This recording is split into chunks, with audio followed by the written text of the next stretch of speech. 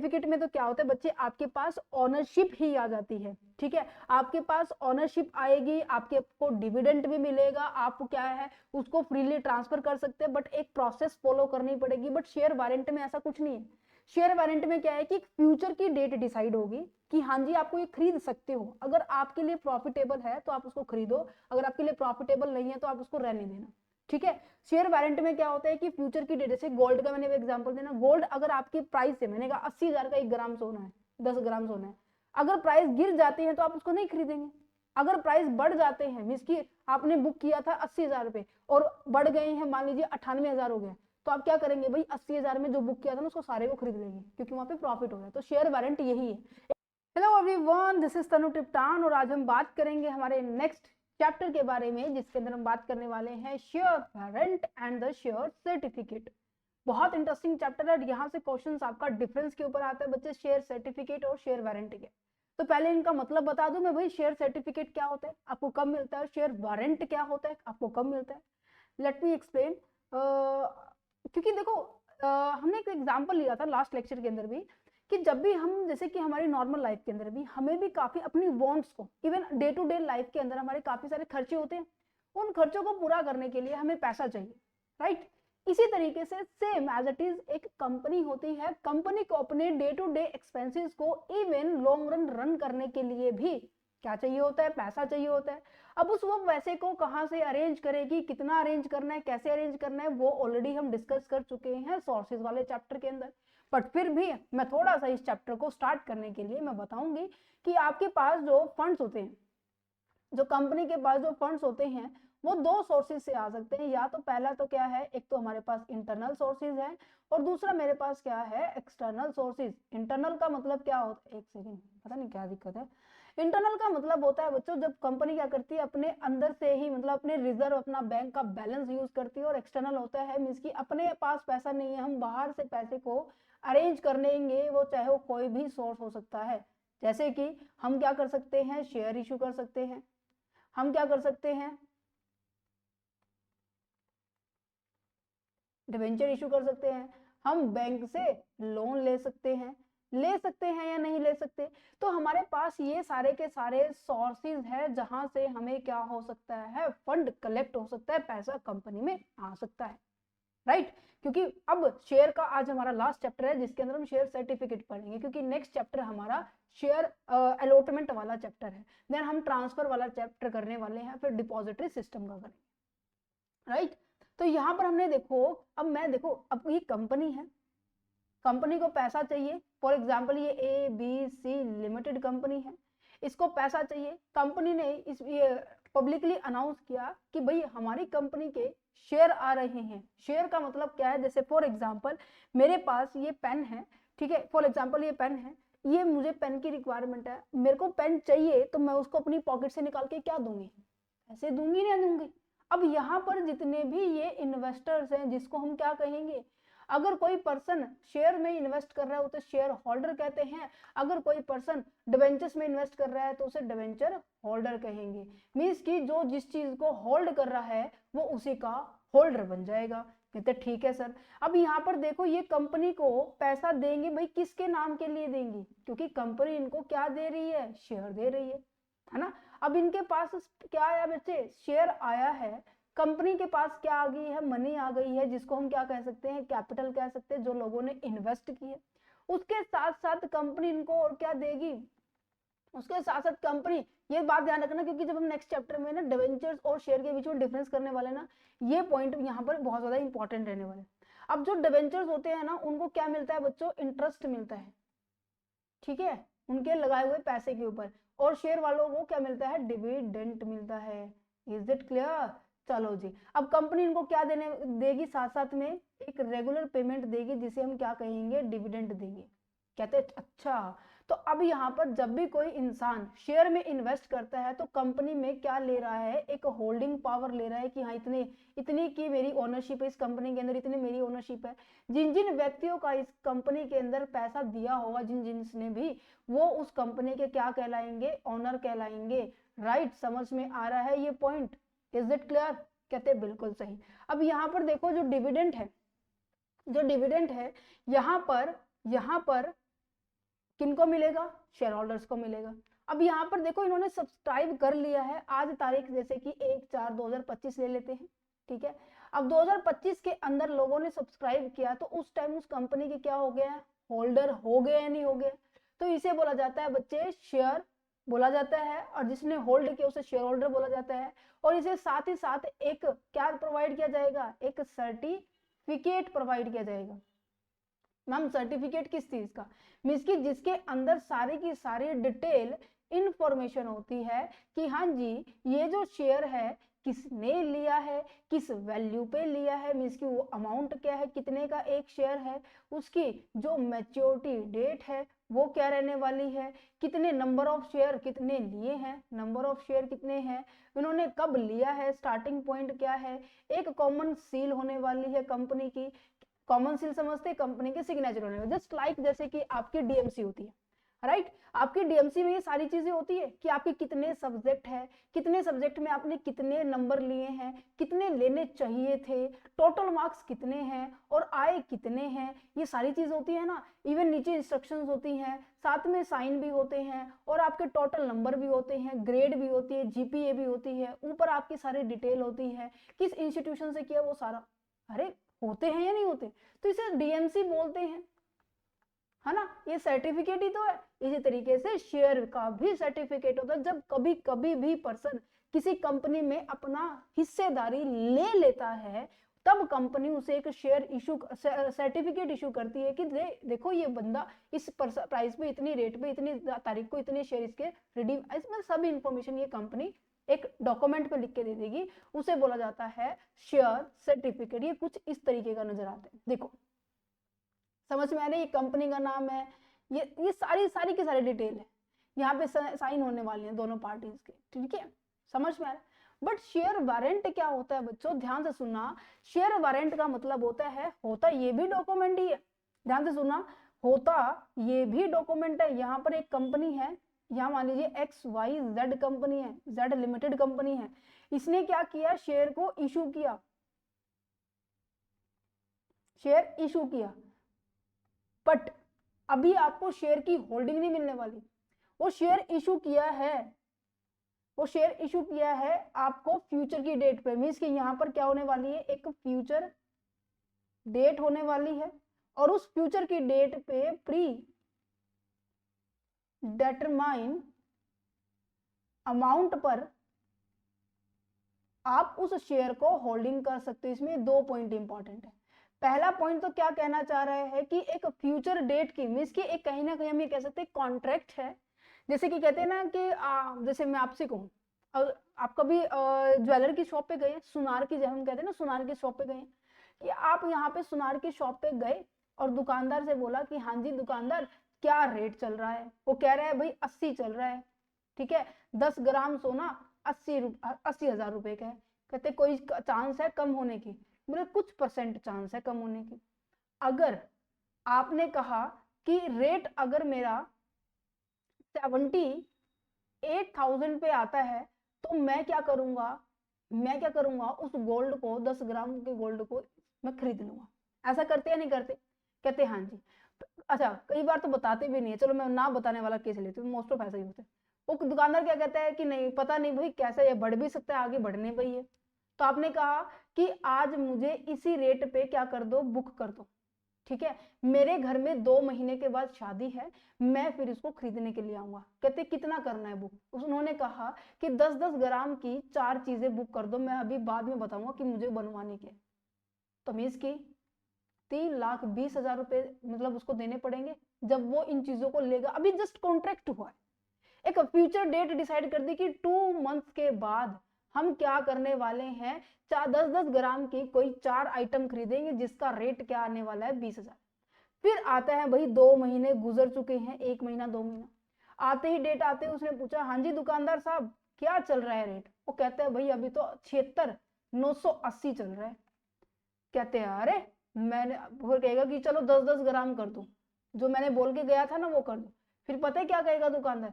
अरे अंकल जी आप तो 80 में करके गए थे, 70 का रेट थोड़ी ना लगेगा। अब यहाँ पर नुकसान हो रहा है फायदा हो रहा है दुकान, मतलब ये जो खरीदने वाले को, बताओ मुझे जल्दी से, नुकसान हो रहा है नहीं हो रहा है? तो दैट्स रीजन, ये एक वारंट है कि आपकी इच्छा है, मीन्स की खरीदने वाले की, इन्वेस्टर्स की, जो पैसा लगाएगा उसकी इच्छा है कि जो फ्यूचर डेट है, मान लीजिए मैंने कहा कि आज 1/4/2025 है और 2 महीने के बाद 1/6/2025 की तारीख को ये मेरी इच्छा है कि मैं उसको एक्सेप्ट भी कर सकता हूं और उसको मैं रिजेक्ट भी कर सकता हूं, डिपेंड करता है कि मेरे को फायदा होगा या नुकसान होगा। इसी तरीके से शेयर में है कि अगर कोई शेयर, मैंने कहा कि प्री डिटरमाइंड डेट है कि आप 1 जून को मेरे से ये शेयर खरीद लेना, एक डॉक्यूमेंट है उसमें लिखा हुआ है कि इस तारीख को 1 जून 2025 को हम क्या करेंगे, हम 80 रुपए का एक शेयर है मैं उसको खरीदूंगा। बट वहां जाने के बाद ये देखा कि 1/6/2025 को तो भाई शेयर की वैल्यू 500 रुपए हो गई है, तो क्या करोगे आप, खरीद लोगे नहीं खरीद लोगे, क्योंकि आपको जो चीजें 500 की मिलनी थी, है ना, मिल रही है, वो आपको कितने की मिल रही है, मतलब कितने की डिसाइडेड हो चुकी है, वो 80 में हो गए, तो आप खरीद लोगे, है ना। सेम एज इट इज यहाँ पे रख दूं मैं, 80 के बजाय यहाँ पे 98,000 रुपए हो जाए सोना, तो क्या कहेंगे, खरीद लो 10-10 ग्राम की अभी जो मैंने बुक की थी ना, खरीद लेंगे। बट अगर रेट सस्ता हो गया, 80 से ये 30 रुपए हो गया शेयर, तो आप क्या कहेंगे, नहीं भाई नहीं, हम नहीं खरीदते। ये एक ऑप्शनल है, आपके पास कंपल्शन नहीं होती है, और ये एक ऐसा डॉक्यूमेंट है जिसको आप क्या कर सकते हैं, जिसको आप ट्रांसफर कर सकते हैं, नेगोशिएबल इंस्ट्रूमेंट है। क्या इतना समझ में आया? MENT इंस्ट्रूमेंट है।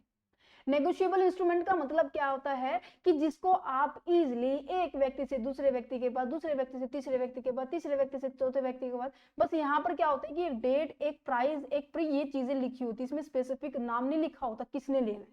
समझ में आया?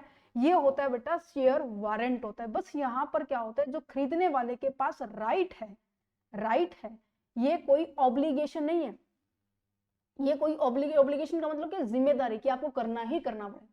इट्स ओनली अ राइट कि आप इसे एक्सेप्ट भी कर सकते हैं, आप इसको रिजेक्ट भी कर सकते हैं, it's totally depend upon you. समझ में आया?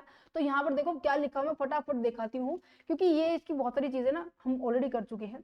शेयर क्या होता है, सर्टिफिकेट होता है, एक ऑफिशियल डॉक्यूमेंट होता है जिसके अंदर ये प्रूव होता है कि हाँ पर्सन ने क्या किया, शेयर को होल्ड किया।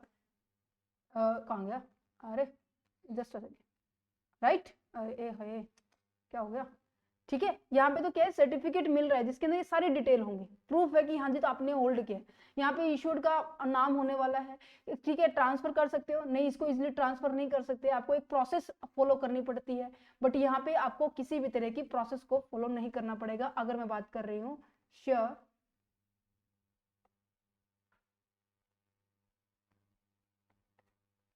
समझ में आया नहीं आया, समझ में आया नहीं आया, समझ में आ रहा है? चलो अब नेक्स्ट जाते हैं, डिविडेंड राइट मिलता है। अब यहाँ पर देखो, डिविडेंड राइट आपको यहाँ पे शेयर वारंट में डिविडेंड राइट तब मिलेगा जब आप उन चीजों को क्या कर लेंगे, सब्सक्राइब कर लेंगे।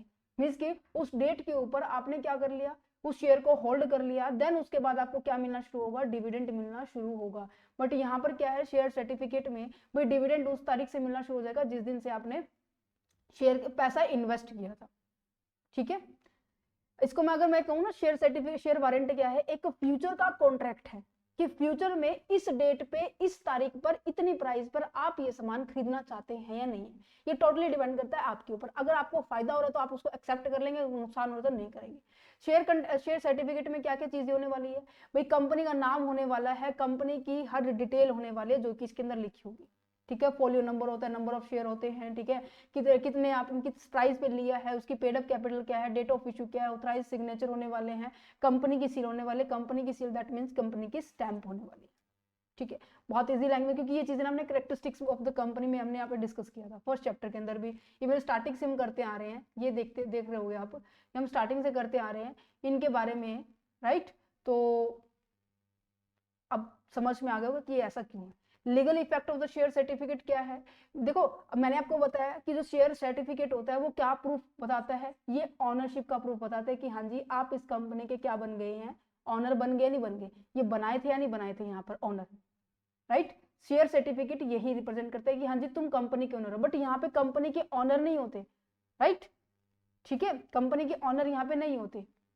नेक्स्ट क्या है, estoppel as to a payment means कि आप जब एक कंपनी जब आपको शेयर सर्टिफिकेट इशू करती है ना, उसका मतलब ये है कि starting that a certain amount has been be paid on it share, right. कहने का मतलब ये है कि पैसा आया कंपनी के पास और कंपनी उसके विद रिस्पेक्ट आपको डिविडेंड देगी। वो मना नहीं कर सकती कि भाई मैं नहीं देती डिविडेंड, भाई तुम्हारे पास शेयर का सर्टिफिकेट है, तुम ये बता सकते हो कि भाई हमने तुम्हारी कंपनी में इतने शेयर सब्सक्राइब किए, तो तुम क्यों नहीं दोगे, भाई हम ऑनर है, राइट। तो यहाँ पर ये कहना चाह रहे हैं कि can't be later the claim that the payment was not made, the principle of estoppel which represent prevent the companies for the going back with the own statement। आप मतलब कंपनी को अपनी ही बात से मुकर ना जाए, एक जो सर्टिफिकेट है वो हमें हेल्प करता है कि जितनी भी पेमेंट है वो आप अभी कर ले, ठीक है। लीगली बाउंड है कंपनी उस चीज के लिए कि आपको पेमेंट जितनी मेंशन है वो आपको करनी ही करनी पड़ेगी, ठीक है, आपको कंपनी देगी ही देगी, ठीक है। It can't be demand the additional payment from the shareholder if the share certificate state is the fully amount paid। अगर देखो यहाँ पे एक बात और मैं यहाँ पे बताना भूल गई कि अगर अगर अगर अगर मान लीजिए मैंने कहा एक शेयर की वैल्यू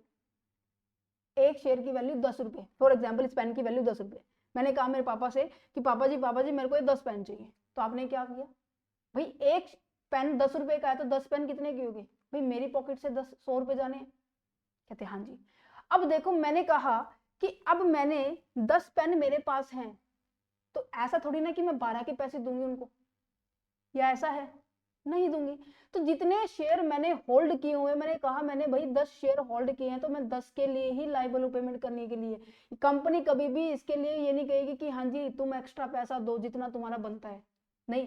100 रुपए बनते हैं तो तुम 100 रुपए ही दोगे, 110 भी नहीं दोगे ना 101 रुपए दोगे, जितना बनता है उतना देंगे। यहाँ पे यही कहा जा रहा है कि it's can't be demand additional payment, ये नहीं कहेंगे कि आपको एडिशनल पेमेंट करनी है, किससे, शेयर होल्डर से। If the certificate state that the full payment has been be made, अगर ये है कि हमने 100 रुपए दे दिए हैं, शेयर होल्डर ने 100 रुपए दे दिए हैं, तो कंपनी उसे और ज्यादा नहीं मंगवा सकती। इसलिए भी एक शेयर होल्डर्स की प्रोटेक्शन के लिए भी ये जरूरी है शेयर सर्टिफिकेट। ऑनरशिप का प्रूफ मैंने बता दिया। वैसे टोटली अगर देखा जाए ना ये 2 ही पॉइंट है, ठीक है। एक तो क्या है प्राइमा फेसिया एविडेंस है जो कि आपको ऑनर होने का एविडेंस बता रही है, एक आपको पेमेंट कितनी करनी है और आपको कितना डिविडेंड मिलेगा, ठीक है। दोनों के पॉइंट ऑफ व्यू को एक्सप्लेन करती है। कंपनी अपने स्टेटमेंट से पीछे नहीं हट सकती और कंपनी तुमसे ज्यादा नहीं मंगवा सकती, यही बातें की जा रही है। Binding on the company, company legally bound है कि आपसे वो डिविडेंड देगी और आपसे उतना ही सामान मंगाएगी। राइट टू सेल और ट्रांसफर द शेयर, यस आप इजिली ट्रांसफर कर सकते हैं, बट अगर आपका शेयर जो है, आपका जो स्टॉक है वो क्या है, सेबी के अंदर रजिस्टर्ड है, राइट। अगर आपकी पब्लिक कंपनी है ना बच्चे, तो इजिली आप ट्रांसफर कर सकते हो। अगर आपकी प्राइवेट कंपनी है तो थोड़ा सा डिफिकल्ट रहने वाला है अपने शेयर्स को ट्रांसफर करने में, क्योंकि विद इन अ कंपनी होते हैं ना वहां पे, बट ये पब्लिकली आपको रेज करने होते। तो क्या लिखा हुआ है, share certificate allow the share holder to sell the gift और the transfer there is a share to the another person, right. जैसे एग्जांपल के तौर में if the Mario sell the his share to the Tinku, he need to be have the hand over the share certificate along with the legal transfer document. उसने share देने के साथ साथ उसको शेयर सर्टिफिकेट भी देना पड़ेगा और जो भी लीगल डॉक्यूमेंट्स है रिक्वायर है वो भी आपको वहां पे सबमिट करने पड़ेंगे। आपको डिविडेंड लेने का अधिकार है, कहते हैं हाँ जी बिल्कुल लेने का अधिकार है। Right to receive the dividend और द बेनिफिट, बिल्कुल। Can be use as a collateral for the loan, yes definitely. अब देखो यहाँ पर मैंने क्या कहा कि मेरे पास क्या है 10 शेयर हैं, 10 रुपए का एक है, कितने रुपए हो गए हैं, फॉर एग्जाम्पल मैं यहाँ पे ना 1000 रुपए का शेयर मान लीजिए, ठीक है। तो मेरे पास कितने पैसे के शेयर हैं, ये 10,000 रुपए के शेयर है, और मुझे बैंक से लोन चाहिए भाई 9,000 रुपए, बैंक मुझे दे नहीं रहा, तो बैंक क्या कहेगी, भाई कोई भी एज अ सिक्योरिटी लेके आओ, क्या पता भाई तुम इन पैसों को लेकर भाग गए तो मैं तुम्हें कहाँ कहाँ मतलब तुम्हें ढूंढूंगी, है ना, बैंक कह सकता है। तो यहाँ पर यही बात की जा रही है कि अगर बैंक से आप लोन लेते हो, बैंक तुम्हें लोन दे देता है, तो बैंक लोन देगा तो तुमसे कुछ ना कुछ सिक्योरिटी भी मांगेगा वो, और ये जो लोन, ये जो शेयर के जो सर्टिफिकेट है, ये जो है एज अ सिक्योरिटी की तरह काम कर सकते हैं। आप इन शेयर को यहाँ सबमिट करो और आप ये लोन ले सकते हो। क्यों? क्योंकि इन केस चलो तुम कैपेबल नहीं हुए कि उसको रीपेमेंट करोगे, तो बैंक पता क्या करेगा, उनके शेयर को क्या कर देगा, मार्केट में सेल कर देगा, जो शेयर मार्केट है, वहां पे उन शेयर की सेलिंग हो जाएगी और कंपनी वालों को उनका पैसा मिल जाएगा। ठीक है, एक तरीके से बैकअप प्लान कह सकते हैं। ठीक है, protect the share holder rights, share holders के राइट्स को प्रोटेक्ट करता है। क्यों? क्योंकि सर्टिफिकेट होगा ना, तो कहीं ना कहीं आपके पास जो डिटेल है वही same as it is next party के पास भी डिटेल होगी, राइट। आप एक लीगली ऑनर कहला जाएंगे। आपको ये नहीं कह सकती कंपनी कि तुम हमारे शेयर होल्डर नहीं है। जैसे मैं आपको एग्जांपल दूं, आप सभी बच्चे यूनिवर्सिटी में, आपको रोल नंबर दिया हुआ है, आपके पास डीएमसी भी है फर्स्ट ईयर की, फर्स्ट सेमेस्टर की, तो आप क्या कहेंगे? मेरे पास रोल नंबर है, आप रजिस्टर में चेक करो, मेरे पास जो आईडी कार्ड में इन्फॉर्मेशन है वो एज इट इज आपके पास मिलेगी, है ना। ट्रैकिंग नंबर हम कह सकते हैं इस तरीके से। तो एक तरीके से हम ये कह सकते हैं कि जो आपको सर्टिफिकेट दिया जाता है, डीएमसीज होती है, वो एज अ प्रोटेक्शन है किसका? शेयर होल्डर्स के राइट्स का, कि कंपनी डिनाई नहीं कर सकते कि हाँ जी हम आपको डिविडेंड नहीं देंगे, आपकी पेमेंट को रीपे नहीं करेंगे। आगे जो भी अगर डिस्प्यूट्स हुआ तो कंपनी इस चीज के लिए मना नहीं कर सकती, क्योंकि टोटली ट्रांसपेरेंट काम हो रहा है यहाँ पे। ठीक है, समझ पा रहे हैं? ओके। शेयर वारंट के बारे में मैंने आपको बताया। देखो क्या बोला था मैंने कि ये नेगोशिएबल इंस्ट्रूमेंट है बच्चे, इसको हम इजीली ट्रांसफर कर सकते हैं, इधर से उधर कंप्लीट हम ट्रांसफर कर सकते हैं। A share warrant is a negotiable instrument that represent that but not are registered in any person name। ध्यान से सुनो इस बात को, मैंने पहले बोला था कि एक शेयर वारंट नेगोशिएबल इंस्ट्रूमेंट है, बट हमारा नाम इसमें प्रॉपर लिखा नहीं होता।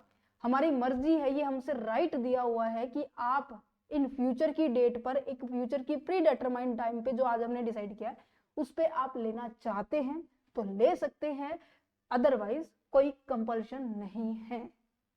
ठीक है, उसके बेसिस पे आप शेयर खरीद सकते हैं। और वो कब खरीदेगा? मान लीजिए लिखा हुआ है यहाँ पर 80 रुपए का एक शेयर आएगा, 1/6/2025 को आप इसको खरीद सकते हैं। फिर आपने देखा कि 1/6/2025 को तो भाई कितना प्राइस है? 50 रुपए प्राइस है, तो बेनिफिट है 30 रुपए का। मतलब कि जो चीजें तुम्हें 80 की मिलनी थी, बेनिफिट नहीं कहेंगे सॉरी, जो चीजें तुम्हें 80 की मिल रही है बट मार्केट में आज वो कितने की मिल रही है? 50 की। भाई यहाँ तो डिसाइड हुआ था 80 का, तो यहाँ पे 30 रुपए का क्या हो रहा है? नुकसान हो रहा है, नहीं हो रहा है, राइट। अगर ये चीजें क्या हो चुकी हैं? 500 की हो गई है। ऐसा हो सकता है कि मार्केट में सेल अगर आप जा रहे हो खरीदने के लिए तो आपको 500 रुपए खर्च करने पड़ेंगे, बट यहाँ पे क्या कह रहे हैं शेयर वारंट कि आप उसको 80 रुपए में खरीद सकते हो। बहुत फायदा हो गया, 420 रुपए का फायदा हो गया। तो यहाँ पे आप इसको एग्री कर देंगे। ठीक है, समझ में आया? अब यहाँ पे डिविडेंड का राइट नहीं होता है, शेयर सरेंडर होते हैं। आपको क्लेम उसी को मिलेगा जिसके पास शेयर वारंट होगा। ये नहीं है कि जो पहला पर्सन था उसको भी मिलेगा, नहीं, जिसके पास फाइनली मिलेगा शेयर वारंट। फॉर एग्जांपल यहाँ पे बी के पास है शेयर वारंट, इसने इसको ट्रांसफर कर दिया, बी के पास है, तो डिविडेंड इसी को ही मिलेगा। Holder must surrender the warrant to the claim the dividend. Clear? इसके अंदर क्या क्या इंफॉर्मेशन होने वाली है? भाई कंपनी का नाम क्या है, शेयर वारंट नंबर क्या है, होल्डर नेम क्या है, name and class of the share में इसकी किस तरीके के शेयर्स को आपने सब्सक्राइब किया हुआ है, ठीक है, किस तरीके के शेयर्स के प्राइस के रिगार्डिंग डीलिंग हुई है, इशू डेट क्या रहने वाले हैं, अमाउंट कितना पेड होने वाला है, सिग्नेचर, ये सभी आपकी कॉमन टर्म्स है जो कि हम स्टार्टिंग से यूज करते आ रहे हैं। ठीक है, कंडीशंस क्या है भाई शेयर वारंट को? कंडीशन क्या है? अगर किस कंपनी, मतलब किस कंपनी के लिए एप्लीकेबल है कि हाँ ये कंपनी यहाँ शेयर वारंट को यूज कर सकती है? सबसे पहली बात, only and only public company, but share certificate ma'am दोनों कंपनी कर सकती है। डिफरेंस समझ में आ रहा है? यस। की डिफरेंस की कंडीशंस क्या है शेयर वारंट की? Only issued by the public company, केवल पब्लिक कंपनी ही क्या कर सकती है? शेयर वारंट को इशू कर सकती है। भाई प्राइवेट कंपनी को अलाउड ही नहीं है, can't be issue a share warrant. Company must be a public company, जरूरी है कंपनी क्या होनी चाहिए? पब्लिक लिमिटेड कंपनी होनी चाहिए। ठीक है, क्योंकि अगर आर्टिकल, आपको पता है आर्टिकल, एक सेकेंड, आर्टिकल एसोसिएशन में जो चीजें लिखी होंगी ना वही चीजें होंगी। अगर आर्टिकल ऑफ एसोसिएशन में लिखा हुआ है तो पब्लिक कंपनी उसे इशू कर सकती है। Only fully paid up share, ये केवल किसके लिए है? जो फुल्ली पेड अप होगी। पार्टली पेड अप के लिए शेयर वारंट इशू नहीं किया जाता। मींस की आधे अधूरे की पेमेंट कर रखी है, करनी है, आधे अधूरे के लिए खरीदना है, उनके लिए अलाउड नहीं है। बट शेयर सर्टिफिकेट तो भाई पार्टली भी था, फुल्ली भी था, बट यहाँ पे तो स्ट्रिक्टली बोला गया है कि आपको फुल्ली पेड अप शेयर के लिए ही शेयर वारंट इशू होगा, राइट। अच्छा, बोर्ड ऑफ डायरेक्टर की अप्रूवल लेनी पड़ेगी, हाँ जी बिल्कुल लेनी पड़ेगी। आपकी जो सर्टिफिकेट के ऊपर, जो वारंट के ऊपर स्टैंप ड्यूटी लगनी पड़ेगी, payment of the stamp duty. The company must be pay the required stamp duty as per the government regulation. मतलब जब भी कभी कंपनी ना शेयर वारंट इशू करती है ना, तो आपको आपने देखा भी होगा, एक छोटी सी ऐसे जो कोर्ट की चिट होती है, उसकी एक फीस होती है, वो पेमेंट करनी जरूरी है हर एक कंपनी को। तो यहाँ पे लिखा हुआ है payment of the stamp duty, आपको स्टैंप ड्यूटी की पेमेंट भी करनी पड़ेगी, किसको? कंपनी को, ठीक है। ट्रांसफरेबिलिटी विदाउट द रजिस्ट्रेशन, बिना रजिस्ट्रेशन के आप इजीली इसको ट्रांसफर कर सकते हैं, तभी तो उसको क्या बोला है, एक बियरर इंस्ट्रूमेंट बोला गया है, एक नेगोशिएबल इंस्ट्रूमेंट बोला गया है, इसको फ्रीली ट्रांसफर कर सकते हैं, ठीक है। हमें जरूरी नहीं है कि हमें कंपनी को इन्फॉर्म करना पड़ेगा कि हाँ जी आपका शेयर वारंट यहाँ चला गया, ठीक है। इनके बीच में देखो डिफरेंस, देखो क्या लिखा हुआ है। सबसे पहला डिफरेंस कि जो शेयर सर्टिफिकेट होता है वो एज अ प्रूफ होता है। क्या share warrant as a proof होता है? मैंने पहले बोला कि शेयर वारंट प्रूफ नहीं होता, but share certificate as a ownership का प्रूफ होता है। तो नेक्स्ट पॉइंट में यही लिखा हुआ है कि प्रूफ आइडेंटिफिकेशन किसकी है? शेयर सर्टिफिकेट की है, शेयर वारंट की नहीं। ट्रांसफरेबिलिटी किसके लिए इजी है? यहाँ पर transferability by the delivery case, no need to be the registered the transfer, कि अगर आपने ट्रांसफर किया है ना, उसके रिगार्डिंग इन्फॉर्मेशन आपको कंपनी को डेली बेसिस पे देने की जरूरत नहीं होती। बट यहाँ पर बुक्स ऑफ अकाउंट में हर चीज क्या होती है? रिकॉर्ड होती है, नहीं होती है? तो डेफिनेटली हमें क्या करना पड़ेगा? कंपनी को इन्फॉर्म भी करना पड़ेगा, बोर्ड ऑफ डायरेक्टर की परमिशन भी लेनी पड़ सकती है कई बार, ठीक है। नेचर के बारे में बात की जाए, इसकी कैसा नेचर है? ये नॉन नेगोशिएबल है, ये नेगोशिएबल है। मैम नेगोशिएबल का मतलब क्या है? अभी तो बताया कि एक पर्सन को आप दूसरे पर्सन को भेज सकते, दूसरे पर्सन से तीसरे पर्सन की ओर भेज सकते, तीसरे पर्सन से चौथे पर्सन की ओर भेज सकते, इसकी कंटिन्यूसली आगे प्रोसीड हो सकता है, ठीक है। इशू कब होगा? मैंने अभी आपको बताया, फुल्ली पेड अप और non fully paid up, party paid up जिसे हम कह सकते हैं, दोनों अलाउड है, बट किसमें? शेयर सर्टिफिकेट में। पर शेयर वारंट में just only fully paid up ही अलाउड होंगे, okay ji. Right of the holders, right क्या है? यहाँ पे डिविडेंड मिलता है, बट यहाँ पे कोई डिविडेंड का राइट नहीं है, समझ में आया? डिविडेंड मिलेगा भी तो उसको मिलेगा जो कि अभी फिलहाल उसको होल्ड कर रहा है, गॉट इट, ओके जी। इशू कौन करेगा? ये प्राइवेट कंपनी और पब्लिक कंपनी दोनों इशू करती है, यहाँ पर only by the public company के द्वारा ही इशू किया जाता है। ऑनरशिप का एविडेंस कौन रिप्रेजेंट करता है? क्या शेयर सर्टिफिकेट करता है? यस मैम, ये प्रिंसिपल अभी पढ़ा था। बट शेयर वारंट आपका किसी भी तरह का ऑनरशिप का एक्सप्लेनेशन नहीं करता, ये आपका लीगल कानूनी टर्म से ये लैंग्वेज दी बोलेगी। एग्जाम्पल जैसे कि a document showing the ownership 100 share of the L limited, but a share warrant to buy 100 share of the ABC Limited at a later date, that means जो आपकी future की date होगी, future के prices होने वाले हैं, उस पर जब आप उसको खरीद लेंगे तब आपको एज अ ओनरशिप मिल जाएगी, अदरवाइज आप जस्ट ओनली एक शेयर वारंट आप होल्ड करके कर रहे हो, कि मीन्स की एक फ्यूचर का कॉन्ट्रैक्ट है जिसको आप क्या करने वाले हो? होल्ड कर रहे हो। तो अब आपको आई थिंक समझ में आ गया होगा share warrant and share certificate में डिफरेंस क्या है, बट फिर भी मैं एक छोटा सा रिव्यू ले लेती हूँ। शेयर सर्टिफिकेट में तो क्या होता है बच्चे, आपके पास ऑनरशिप ही आ जाती है, ठीक है। आपके पास ऑनरशिप आएगी, आपको डिविडेंड भी मिलेगा, आप क्या है उसको फ्रीली ट्रांसफर कर सकते हैं, बट एक प्रोसेस फॉलो करनी पड़ेगी। बट शेयर वारंट में ऐसा कुछ नहीं है।